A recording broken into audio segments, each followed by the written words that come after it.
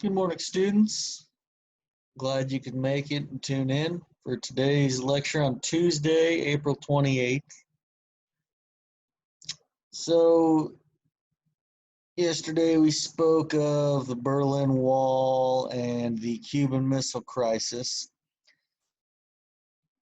Today we're going to go over America in Vietnam. So, early 60s, North Vietnam and South Vietnam have begun fighting because just like Korea, the two sides want a unified country. Obviously, South Vietnam wants a unified democratic Vietnam, and the North Vietnam wants a unified communist and dictatorship for Vietnam. So, to start off, North Vietnamese are just beating up on the South Vietnamese. Like, they're more aggressive, they're more brutal, but they're also more organized. The North Vietnamese are. And the U.S. is providing money and weapons, but they can't provide soldiers yet because they're not technically at war with North Vietnam, and we haven't been provoked. Like, there's no reason for the U.S. to go to war at this point and be able to justify it.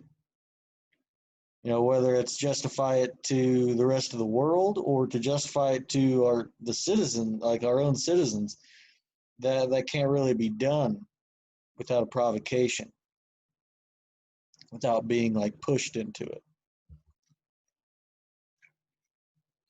So the U.S. is kind of looking for something, looking for a way to get in and help, because if North Vietnam defeats South Vietnam, then all of Vietnam is going to be communist. And then if you follow the domino theory, then that means the rest, probably most of Southeast Asia is going to become communist. And then what if that spreads throughout the Pacific? And then it spreads to South America. Like, this could spread a lot of ways. So you may think, well, Vietnam's a small country, how important could it be? Well, by itself, it's not super important, but it could very easily just be a continuation of a bigger spreading problem. Now, there's off the coast of Vietnam, there is what's known as the Gulf of Tonkin. And the U.S. sent some patrol boats out there and a warship known as the SS Maddox. And they were just trying to intercept some intelligence from North Vietnam. Basically trying to decode their radio system as well as their radar system. So the SS Maddox is 8 miles off the coast of Vietnam, which was considered international waters. Vietnam does not control that. But North Vietnamese ships had been roaming the area and claiming it as North Vietnamese waters. So there's the danger of North Vietnam attacking. And so the SS Maddox has a torpedo shot at it, and it fights off a couple small torpedo boats from North Vietnam. And they radio back home, hey, we just got shot at. And back home, they say, you guys all right? Is it taken care of? They say, yeah. No, it was a light, wasn't much of an attack. It was almost like a warning shot. We aren't hit. We aren't damaged. You know, we're fine. And they say, okay, well, if anything else happens, let us know. So we're kind of on high alert. A couple days later, the SS Maddox radios home that, hey, they're attacking us. We've been shot at. We've been shot at again. This is like the middle of the night. And so a couple more warships arrive to either help or flat out engage in conflict. And This information gets back to President of the United States, Lyndon B. Johnson. Johnson decides that we need to take action. We need to defend international waters, and we need to contain North Vietnam. Teach them they can't just go around shooting things down in neutral waters. But he knows he can't declare war. So he gets Congress to pass a resolution, which is basically a bill, known as the Gulf of Tonkin Resolution. It gives the president the authority to send U.S. troops to South Vietnam. Because we'll go over this more next year in American history, but in the United States and all of our history up to this point right now in time, the power to declare war is only given to Congress. It is not the president's power to declare war. No president in history has ever declared war on a country because they can't. In the Constitution, that is part of the balance of powers. The president can request a declaration of war, but he cannot declare war himself.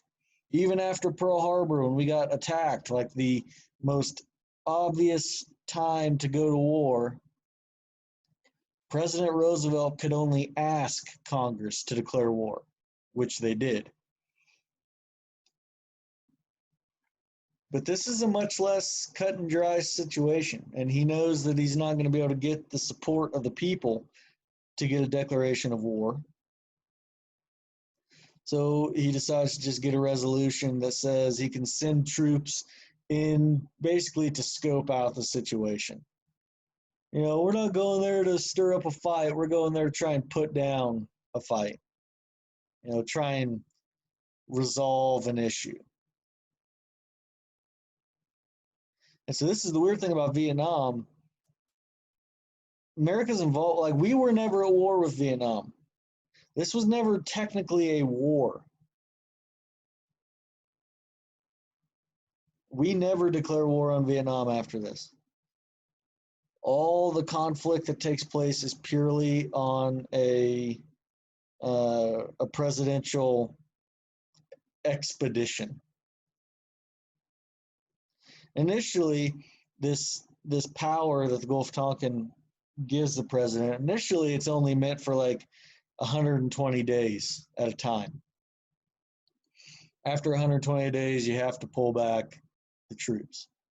But there's a loophole in there that said he could continue to ask for or continue to extend the expeditions. But here's the crazy thing about the Gulf of Tonkin incident, not the resolution itself, but the incident, was that second time that they claimed they were attacked by North Vietnamese torpedoes. The time that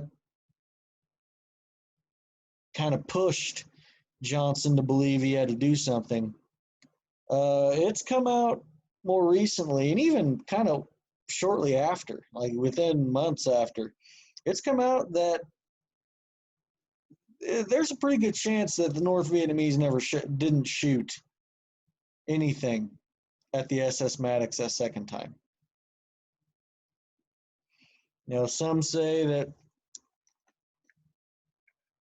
they were spooked by something like the storm. There's a storm in the Gulf at that time that set off like radar.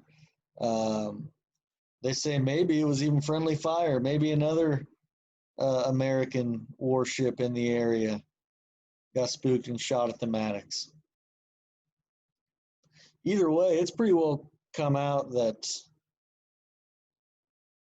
they weren't attacked the second time. Now, the first time, yeah, there was a warning shot sent. It missed. The second time, they think it was all thought up. And possibly it was created purely to get the resolution.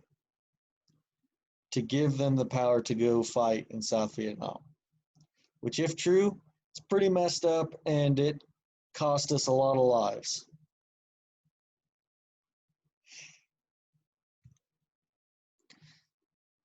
Now, the most notable event in the Vietnam War was the Tet Offensive.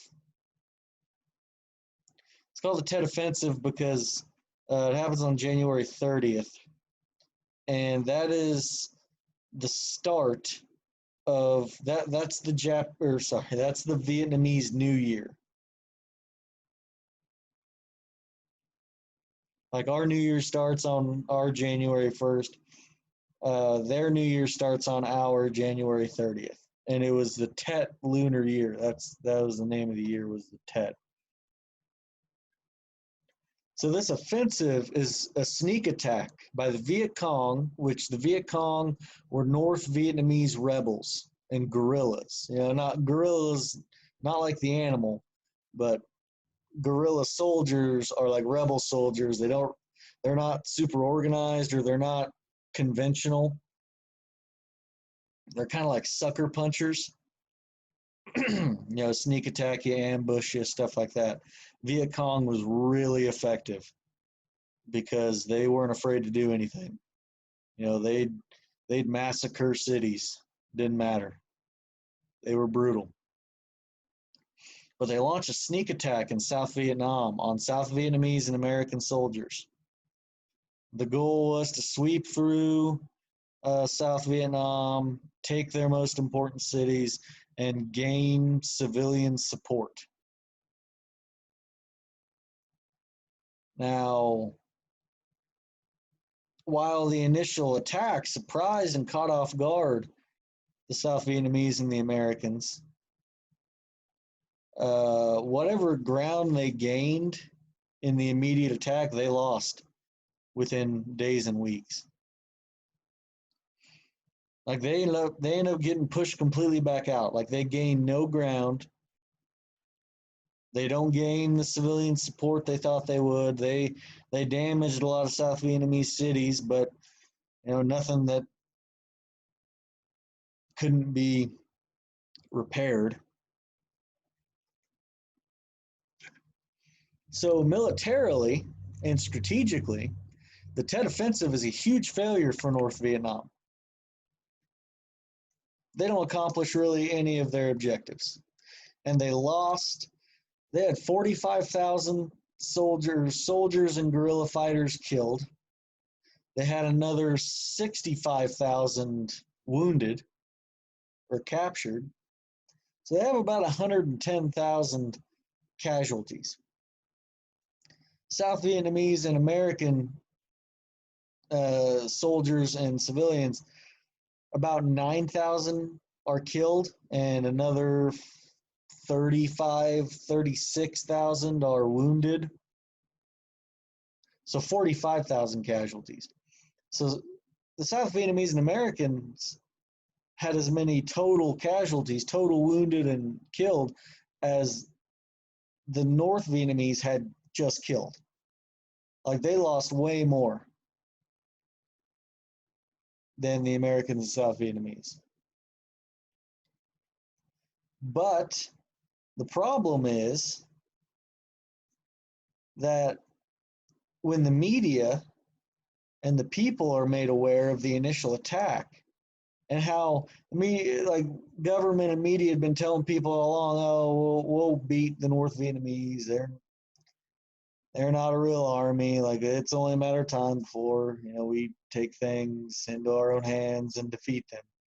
Well, this sneak attack comes out, and the initial reports being that the North Vietnamese made a lot of progress, killed a lot of people. People back home freak out. Like the citizens of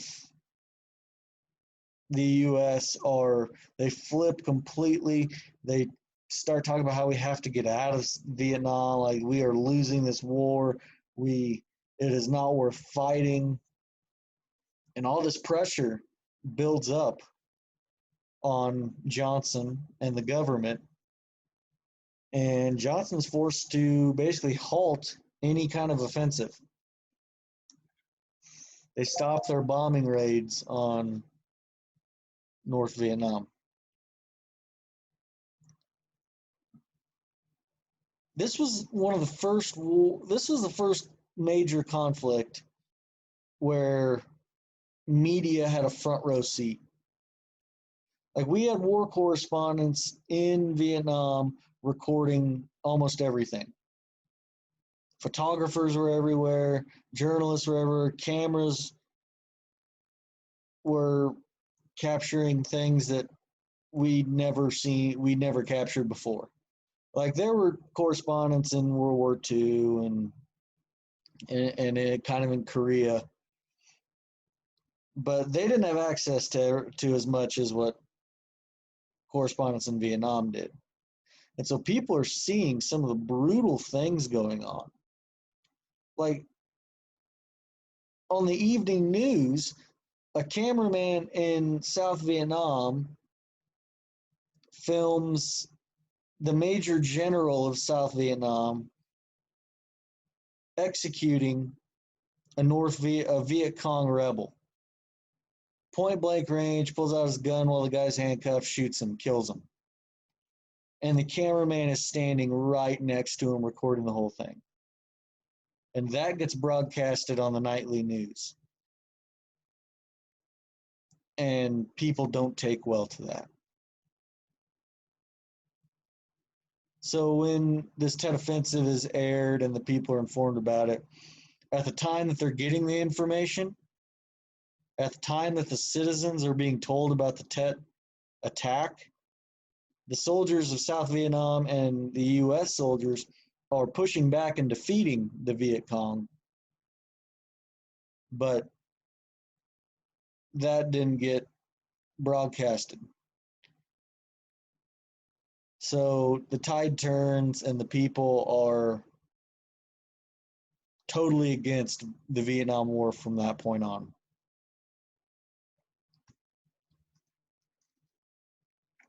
Now, our essential question: despite losing 3 times as many soldiers and not gaining any ground, why was the Tet Offensive considered a win for North Vietnam? Why